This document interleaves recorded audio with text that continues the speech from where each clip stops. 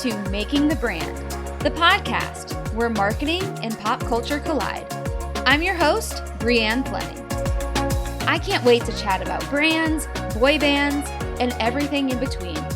Because brands who have a pulse on pop culture can create adoring fans of their own. Welcome back to another episode of the Making the Brand podcast. Today I'm joined by my friend Jon-Stephen Stansel, another Twitter friend who I've had the pleasure of connecting with. Thank you for being here, JS, as I call you.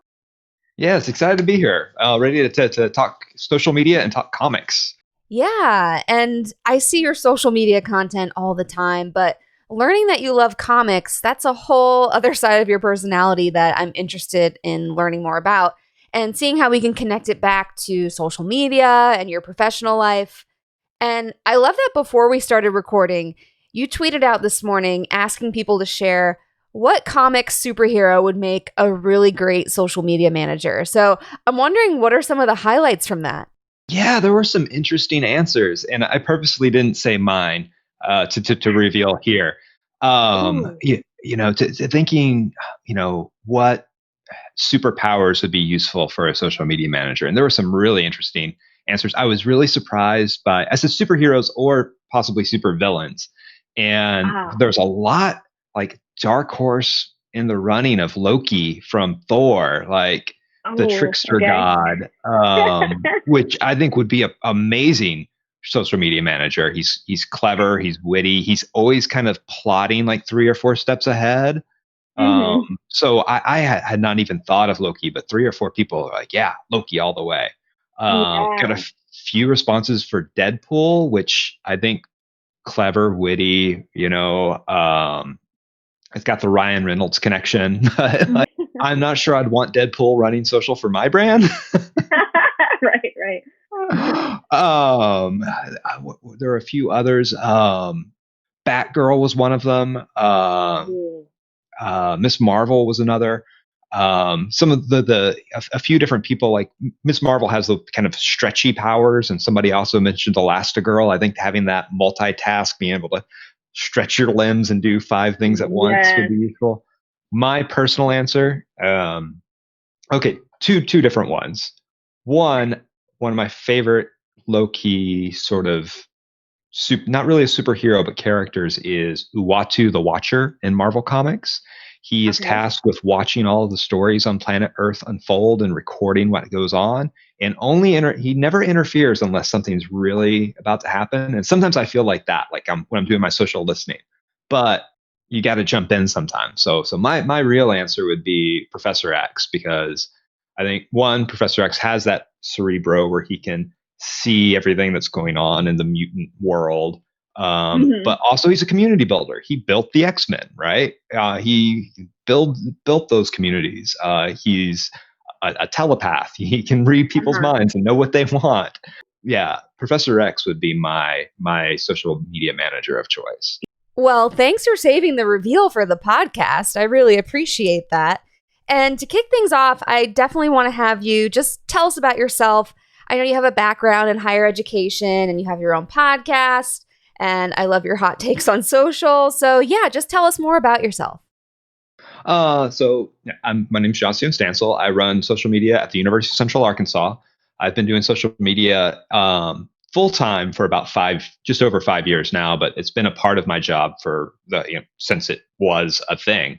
And it was never really my goal to get into social media. I fell into it. My goal was to go back to school, get my PhD, and teach literature.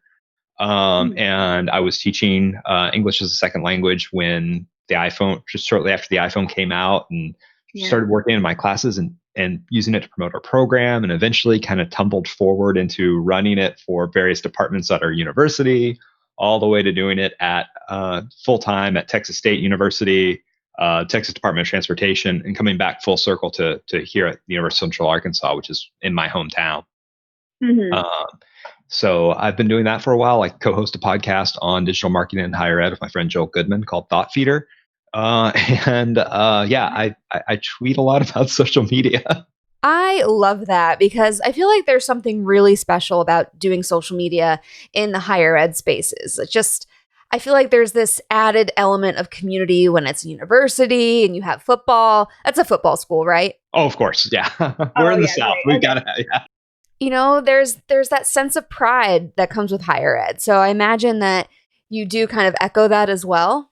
Definitely. And I think you're exactly right. I think social media and higher ed, it syncs well together. And unlike any other or most other industries with higher ed, I actually interact with the people I interact with online in person sometimes. I'll be walking across campus and go, oh, there's at KittyChan27. And, you know, if she just, her, she had a problem with her meal plan. We got that solved online. And they don't know it's me, which is a little off weird, but also kind of interesting, to kind of be the man behind the curtain. So yeah, building those communities and those students, you follow that progression from the time they apply to the university, are accepted, all the way to we just had our graduation ceremony this weekend, and you see them graduate. So there's a strong sense of community that also is being a social media manager, you get to be a part of that. Yeah. So they tweet you right when they get admitted, and then they tweet you when they graduate, and then they tweet you when they're an alum. It's like this full cycle. So and whenever they can't find a parking space. Oh gosh, I know what that's like. It's like a problem at every school these days. But maybe, in COVID times, there's a silver lining. Maybe you're not getting those tweets as much. I'd be happy to get a few of them right now. Right. I know. We're like grasping at straws sometimes this year.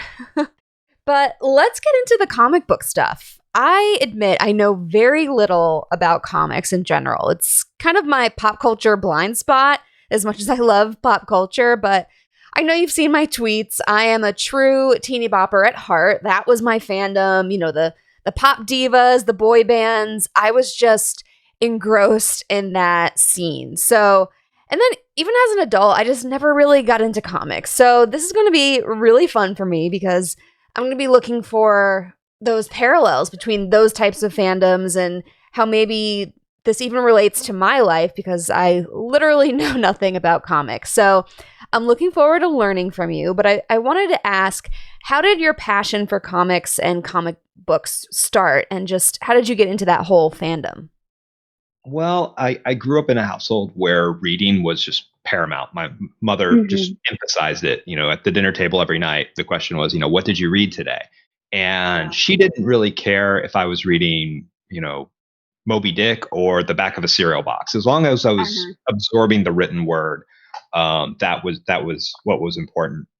And I think, going to the grocery store, I think she used it to save on dental bills because, kind of as you got to the checkout lane, there'd be all the, candies and whatnot, and kind of to bribe me away from that. She's like, you can have candy or a comic book.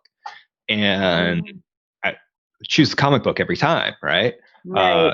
Candy's gone after 30 seconds, but you've got the comic book for a while.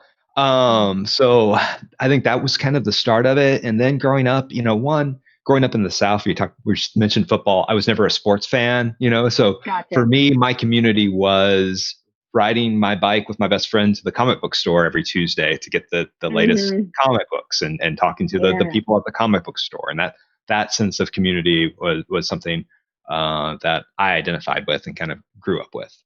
Mm-hmm. Yeah, I love that. And I relate to it in a similar way, again, with my teeny bopper angle. I mean, I grew up where every weekend my cousin and I would go to the mall and we would go to Walden Books or Books A Million or whatever bookstore there was at the time. And I would get a Tiger Beat or a Teen Beat or a Teen People. And those magazines were how I got into it. So it seems really similar. Like it's part of your childhood. And then you still grew up and kind of embrace those interests. And now I've learned that you share this interest with your 4-year-old son. Yeah. He's just naturally into to superheroes. He sees them and he wants to learn more and know about them. And, again, my master's degree is in literature. I'm kind of the same way, like whatever you want to read, books, all the way from, Dr. Seuss to, he's into Star Wars books now. And just like, if you're reading, we're happy. So we take him to the local comic convention whenever that happens, and Oh, yes. he has a blast. Like we took him Uh-huh. for the first time when he was just about 2 years old. It was shortly after Halloween, so we went to Mhm. Target and all the Halloween costumes were on sale. So I got him a little Han Solo outfit, took him there, and he just had a field day. And again, come back to that sense of community, like Mhm. our local comic convention is put on by our local library, and there's a lot. It's become kind of a family thing now. Whereas when I was growing Yeah. up, the comic convention was, I'll be honest, was a little sketchy. Like, Yeah. so that's been a lot of fun. And kind of, Mhm. growing up in the 90s and being into comics, slowly drifted out of them as, I went to college and went into the workforce, and kind of to get to revisit it and relive it with my son. One, I'm excited Yeah. about doing more of it and Yeah. just seeing it through his eyes as well.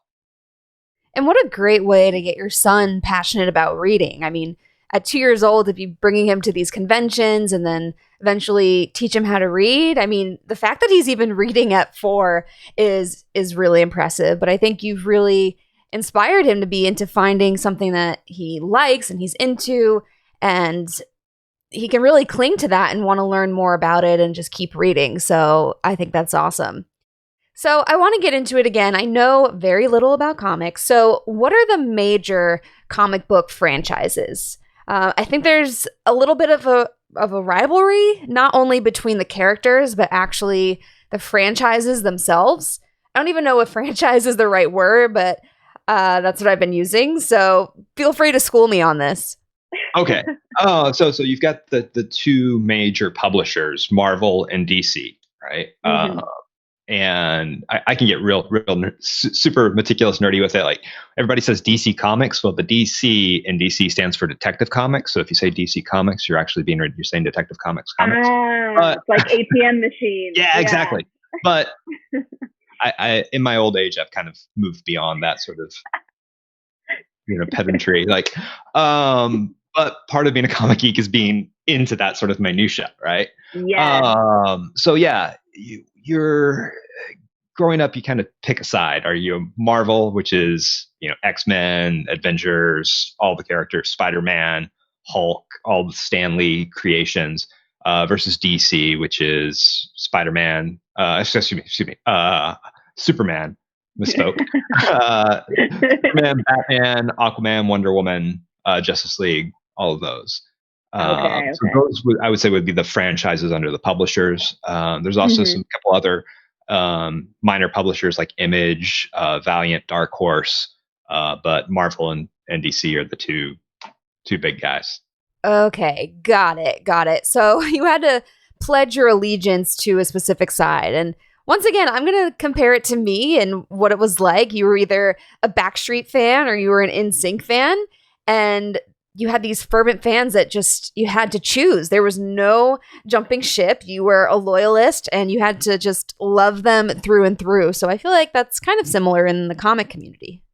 I think you definitely choose a side Yeah. that you're more prone to. But of course, with like Mhm. such dynamic, amazing characters, you're never gonna like. Yeah. I'm a Marvel person through and through. I love Marvel, but how can you not think Batman's cool? Like, Yeah. Batman's great. So it's kind of you can a Marvel person can like DC and a DC person can like Marvel, but you pick Mhm. one. That seems really hard to reconcile because maybe you prefer a certain character, but it's like you're choosing storylines. And with music, you either like a certain sound or you don't, but it's like, how do you choose what storyline resonates with you? It must be so hard to choose. So let's talk about this a bit more. I want to know how these franchises are marketed. So I imagine Marvel was first. DC was first. It's kind of the Okay. older one. And Marvel came around a little bit later. And Marvel's, we talk about marketing or what makes each one unique. Mhm. Marvel was really innovative in the way they're superheroes with genuine people problems. Okay. Where Superman up until after post Marvel and the DC kind of took some of that thunder. How could you beat Superman? He was big, tough, tall, strong guy, could do anything, was handsome, was cool, had a job, had money. Batman's super rich, can do whatever he wants. And Marvel comes along and it's like, here's Spider-Man. He's Peter Parker. He's a nerdy kid who gets picked on at school. He develops superpowers, but he doesn't have any money. He's still struggling. He's got to, make ends meet by being a freelance photographer. So even though he has those superpowers, he still has problems. Fantastic Four, they're a family and they have family arguments. Like they're fighting Doctor Doom, but also like, brother and sister are having sibling rivalry or something like that. So that's one thing that kind of makes Marvel unique. But as far when we really get into like the marketing, like what's selling the comics, would be like, you see a lot of like crossover events where Marvel and DC will crossover. Spider-Man and Batman will have a fight, which they're both heroes. So like, what's going to happen, right? Generally, it always ends in a tie, right? And then they go fight one guy and one villain together or something like that. You have major events. We talk about that in the 90s. The big one was the death of Superman. And this was where it was a big change in how comic books are perceived. DC said, we're killing off Superman. And immediately that comic book went up in value just overnight. You couldn't find a copy of it. And sold comics thereafter. And there was a big trend after that of just killing off characters. Like they broke Batman back, replaced Batman, and all of these things. There were a lot of gimmicks in the 90s we can talk about, like variant covers where one comic book, 13 different covers. Collect them all. It's all the same book, but the big events, like like even we can talk about the movies later, but like Avengers Endgame and Infinity War and all of these things are just giant events. The big one that came out in the 80s was called Secret Wars, and it was chosen and created because the marketing department got together, focus grouped a bunch of kids, and the words secret and wars play really well together. So write a whole comic series around Secret Wars. We'll sell toys. Those are the two keywords. Go. And it was awful. Oh, wow. Okay. So bad. So those sort of things are just, there's a lot of stunt marketing, I think, in the comic book industry. Wow. So stunts don't always work out the way you think they will. But what would you say? I mean, you must have some great collectibles that you grew up with, either in the 90s or even in the 80s, and some past editions and things that you've collected over the years. What types of shifts have you seen back when comics were promoted pre-social media, right? They didn't have these tools at their disposal to hype up these characters. So how would you compare how things were marketed then versus now that we have social media and all of these tools at our fingertips?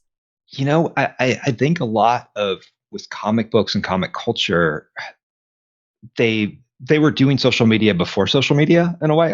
I mean, we all were in some way, like it's, but with like the letters to the editor section in comic books were a good way of getting user feedback and in a way user generated content.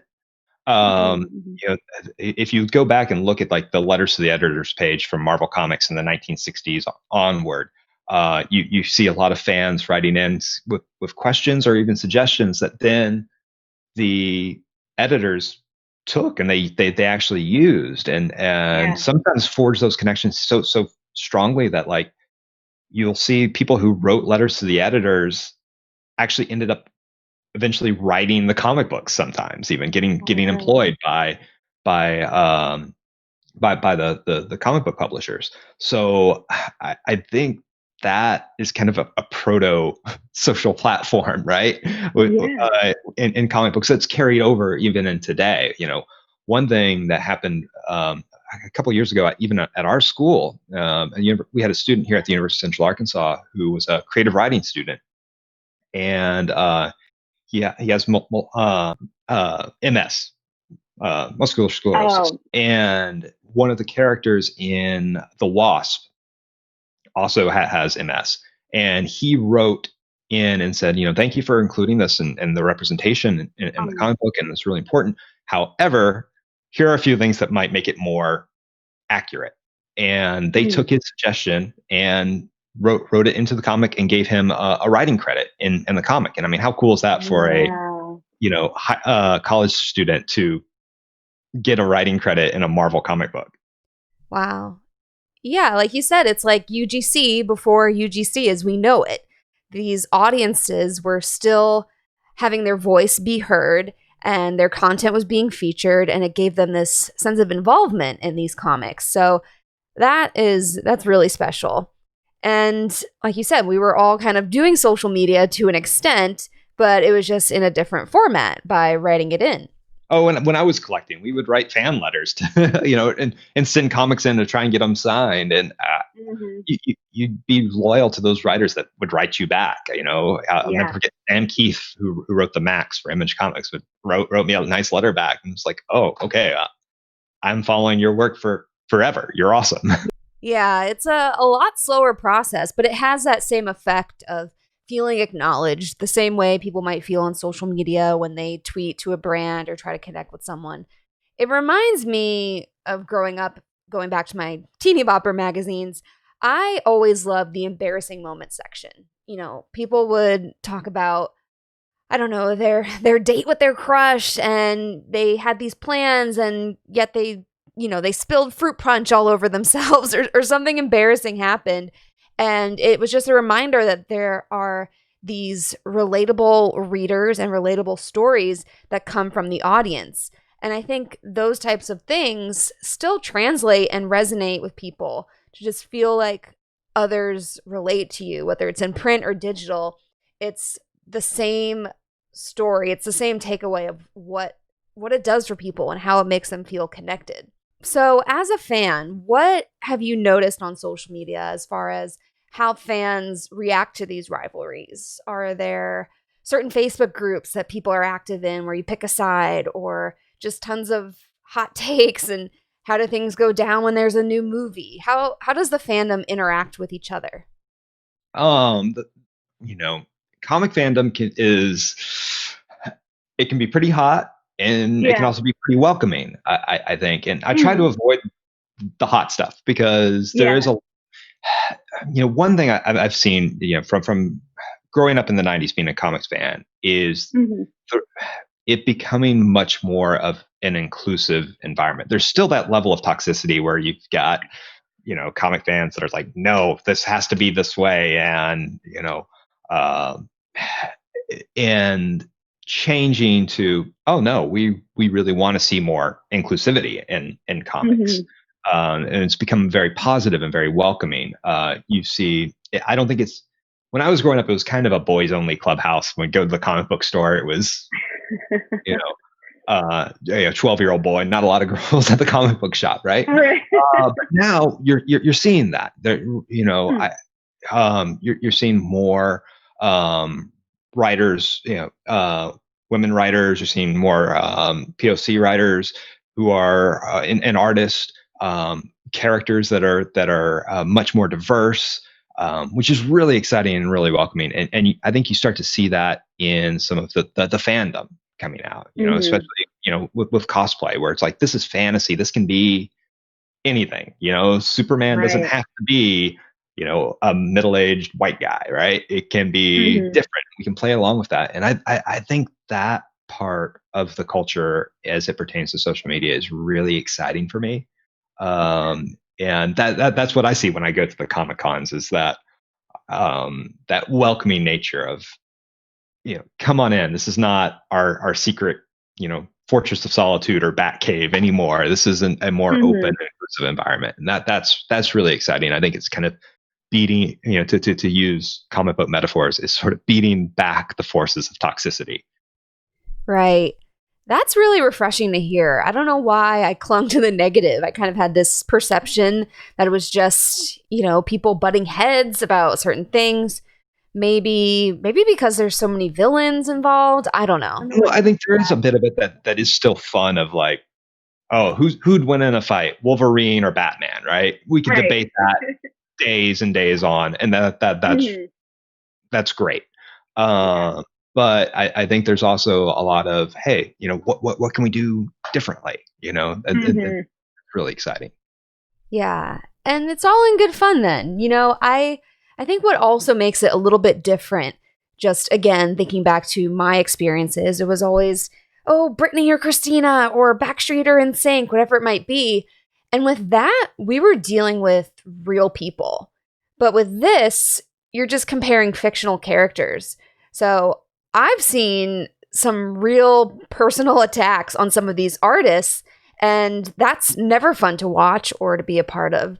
So I think maybe if there's a silver lining, it's just that nobody gets hurt really, right? Right. Well, I All mean, fictional. you have, we talk about loyalty. Sometimes we're not just loyal to the characters; we're loyal to the artist and writers.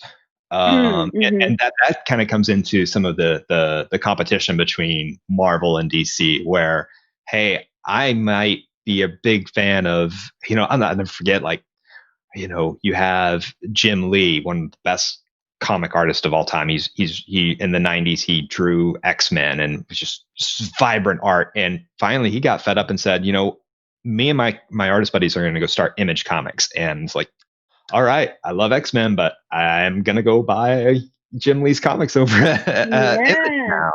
now. Or sometimes DC will snag a writer from Marvel and vice versa. So Mhm. there is that as well. I don't think there's as much infighting between, oh, this artist is better than that. But Yeah. I think in addition to being loyal to the characters, there's the writers, there's Yeah. the artists too that play a big part in it. That's interesting. So then wherever they go, they have their own set of fans who will follow and support them. Exactly. Wow. So did that artist do the X-Men that's behind you? Oh Serious? no, that is a Jack Kirby, which is super old school. One of the Jack the King Kirby. He and Stan Lee were some of the founding minds behind Marvel. So that Got it. Got I've it. had that. This for those listening, that's issue 11 of the Uncanny X-Men from, I believe that's the 1963 or 1964. I've Wow. had it since I was like 12. Then again, that's another thing that I think makes comics so special is that they can be pretty timeless, right? The storyline for these characters can span decades and generations and go on and on. And I think it makes me sad to think about, but I feel like the bands and artists that we love have this finite amount of time. Are they ever going to tour again? Will we ever get another album? And they're the only ones who could do it. It's not like another writer can just come along and create something. So I think that's really fun that we've just seen the legacy that comics have and how that can continue. And that's another challenge for the writers and the artist of, like, you're writing Batman. Like, Batman can only do certain things. So there's a limitation, but also Mm. interesting to see, like, what boundaries you can expand. What can we do differently? I love the Into the Spider-Verse movie where you've got all these different iterations of Spider-Man. You from Penny Parker, who's sort of the anime version of Mhm. the Spider-Man story, to Miles Morales and the dark noir sort of Spider-Man. So it is fun to see kind of different plays on different characters. Yeah, I bet it's really hard to live up to, to continue a storyline in a way that the fans are still going to love while still introducing something new. That's got to be hard. I don't know if I would want to be in that position, but it seems like with every new comic movie, it's always a smash. So it's great to see. But let's get into the historical side of comics. I mean, we're going back to the 60s, maybe even earlier than that, and you when you think of comic books specifically, is that a dying hobby or is there still a lot of excitement around that maybe I just don't know about? I think it's still, I mean, still going strong. Like I said, Mhm. when I was growing up, going to a comic convention, it was like one, small room in like a Holiday Inn, like with a Mhm. few booths set up. And now the one here in my hometown is like a whole convention center full of, comic booths and people, uh, doing. I never saw people do cosplay when I was growing up. Like, you go to Yeah. a comic book store and it's a bunch, just what you'd think. It felt like a dark tank sort of cavern. Right. And now it's much more open and lots of involvement there. I think, of course, it's changing, with,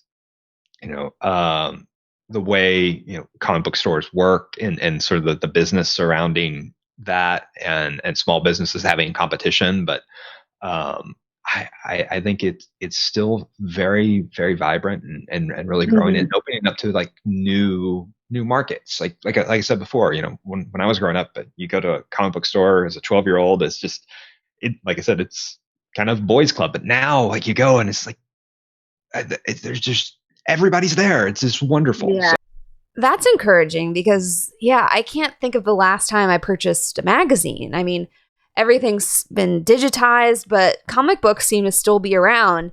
And I imagine that, like you said, everyone's there, at least pre-COVID.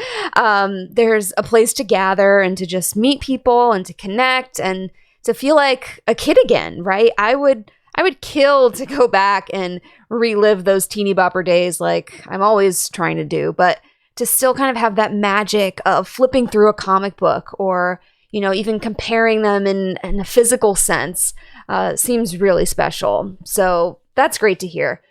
Let's get into some of the marketing takeaways. So, all right, you are a marketing professional. So I want to know how either a character or maybe some lesson from a comic book, what is something that you can apply to your career that you've learned about marketing through these comics? Well, as far as career-wise and marketing, I would say that there's a story like Stanley, who is, the father of modern comics. Really, he created Spider-Man, he created Fantastic Four, Incredible Hulk, so many just cultural icons. He almost quit before he did all of that. Like he was working on comics and not really happy with what he was doing and the work he was putting out. And this is kind of mid late 50s. And he goes home one day and tells his wife, like, I think I'm going to quit. I'm not happy. Maybe I'll go into advertising, copywriting. And she says, like, give it a month. Go in tomorrow and do it how you think it should be done. And what's the worst that's going to happen? Are they going to fire you? You already want to quit your job, right? So go in and write the comics you want to write. And if it doesn't get better in a month, then quit and go into advertising, right?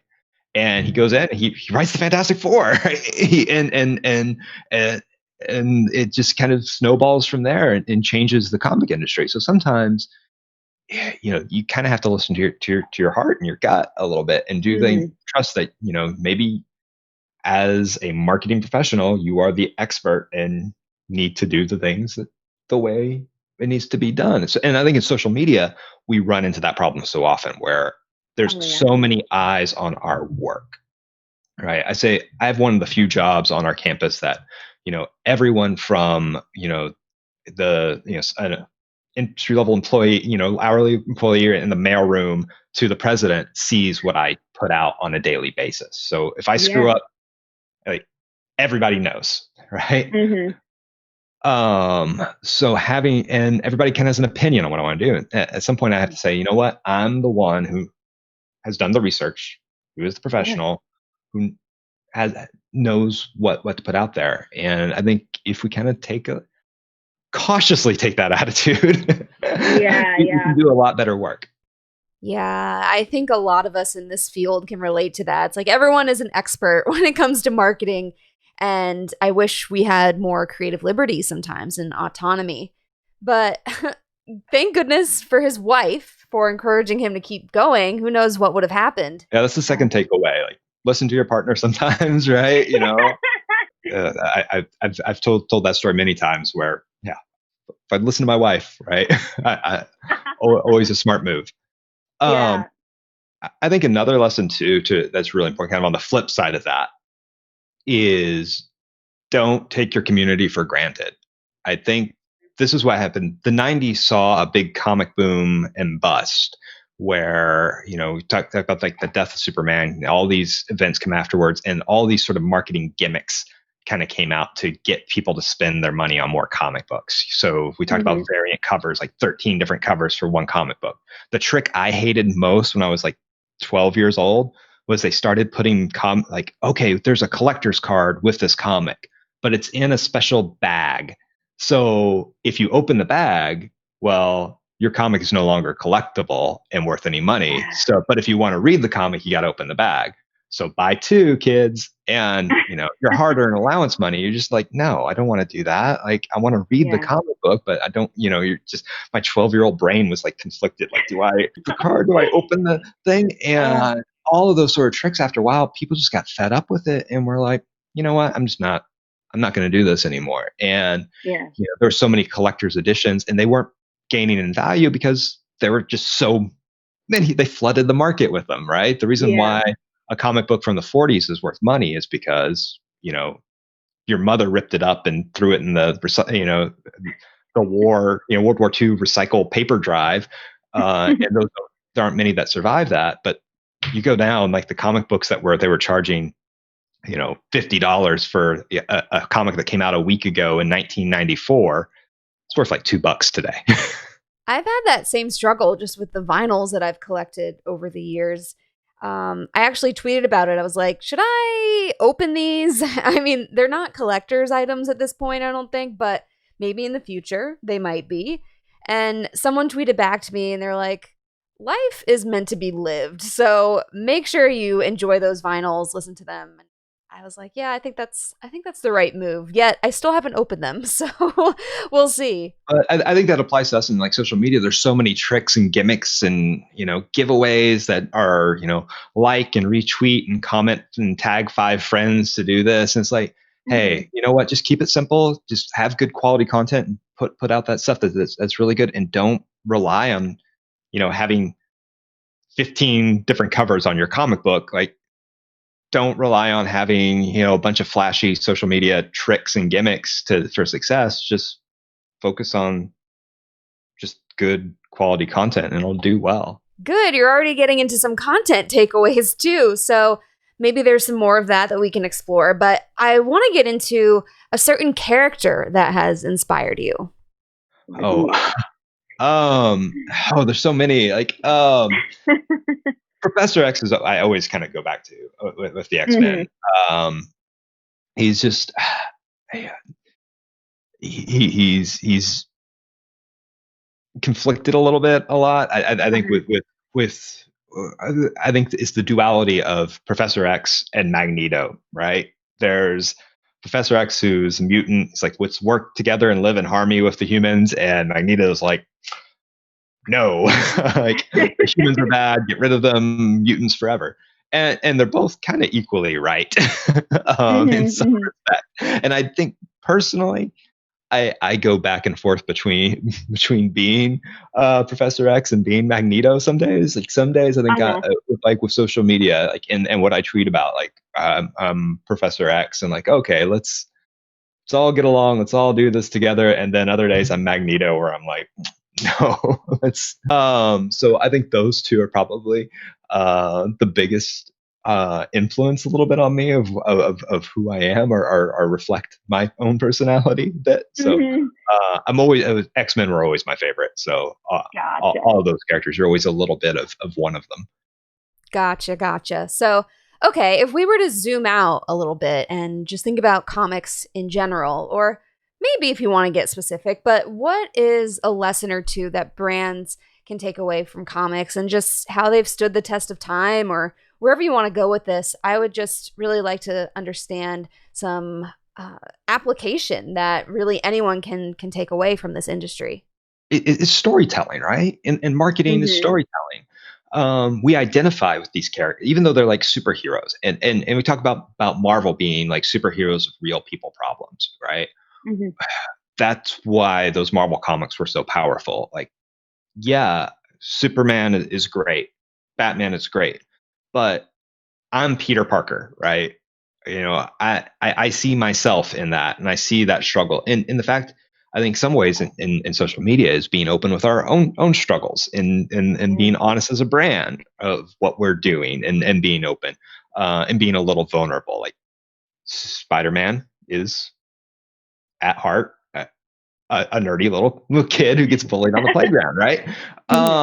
So I think telling those stories and being open and honest is really important. But you can still be a hero, right? You can still, swing from rooftop to rooftop and do a little bit of both. So I think there's that equivalency is really important. And then just those quality stories stand the test of time, right? And we talk about and being on brand. Like, you want to talk about branding? Look at superheroes, right? Right. They have their own colors, they have their own logos, they have they have their own voice, catchphrases, taglines, and all of that. So there's a whole issue of branding we could talk about with superheroes too. Mm-hmm. And merchandise, everything.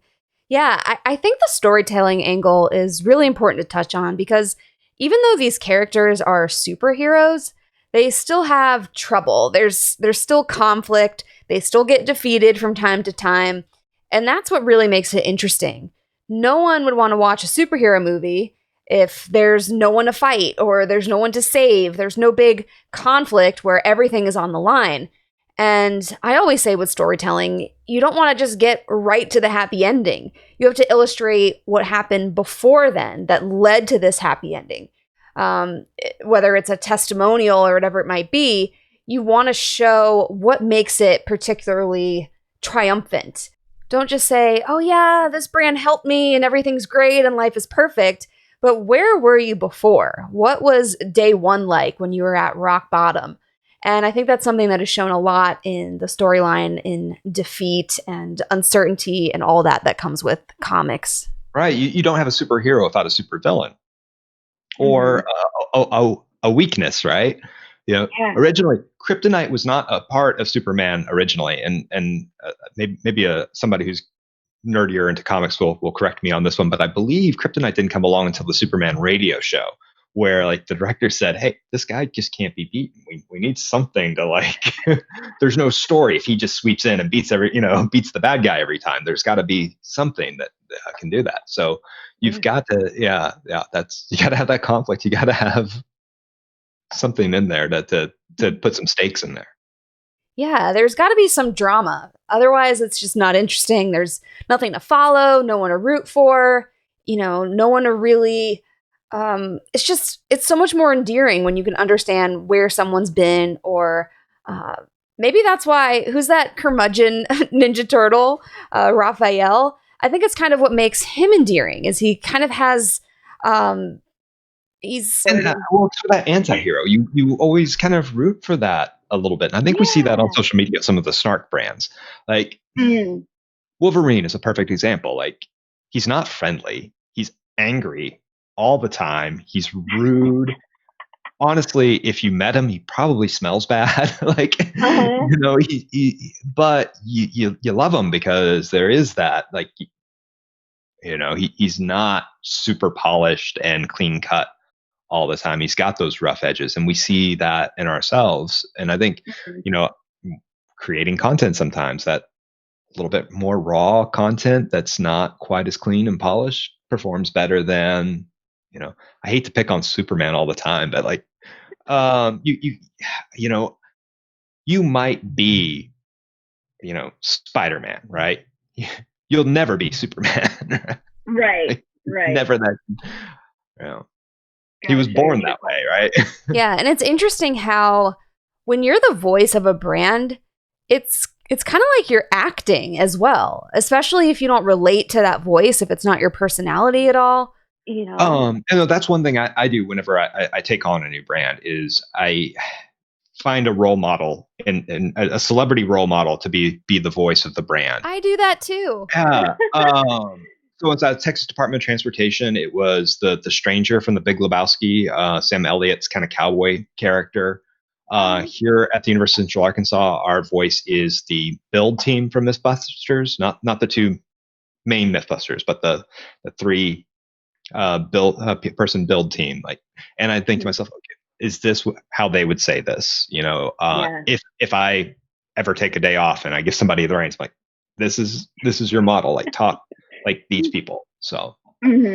Yeah, assigning an archetype like that, I always felt is really helpful in demonstrating what a brand voice needs to sound like or what you're shooting for. Because instead of just describing it with adjectives, you can personify it with a character that's familiar to people. I think it's a really great way to give that detail. Well, awesome. It's been so much fun geeking out with you over this stuff.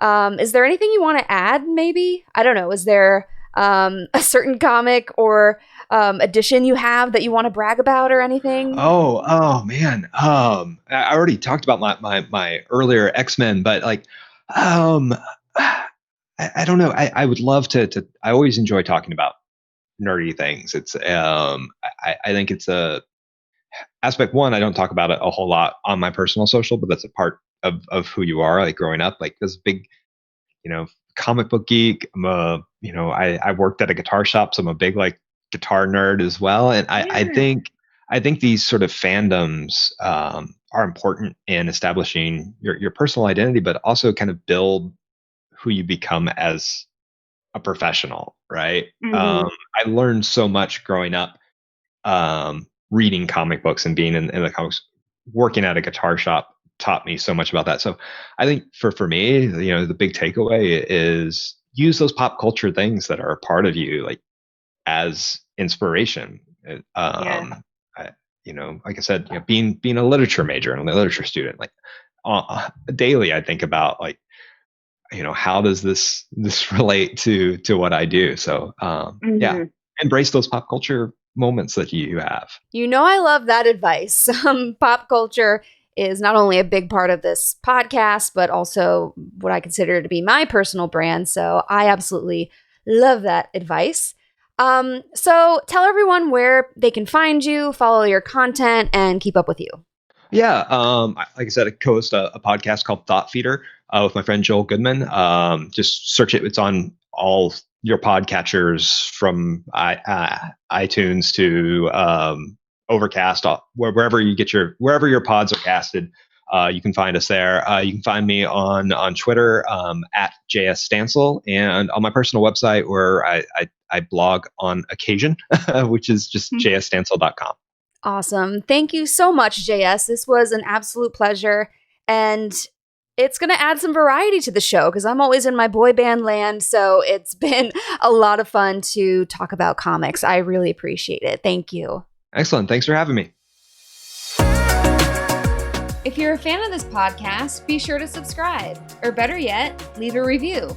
You can also join my Twitter chat at #PopChat for weekly pop culture discussions you can actually learn from. If you have an idea for an episode, shoot me a DM at Brianne2K. As always, thanks for listening.